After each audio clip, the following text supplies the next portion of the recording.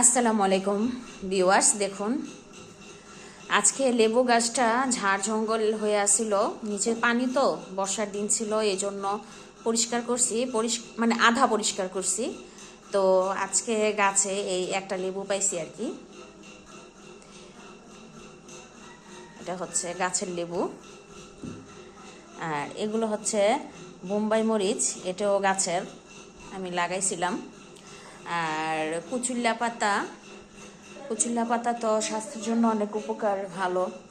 তো নিচে থেকে গিয়ে কচুল্লা পাতা নিয়ে এসেছি।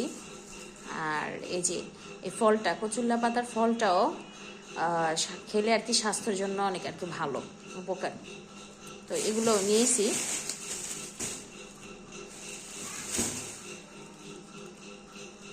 এগুলো হচ্ছে আমার গাছের।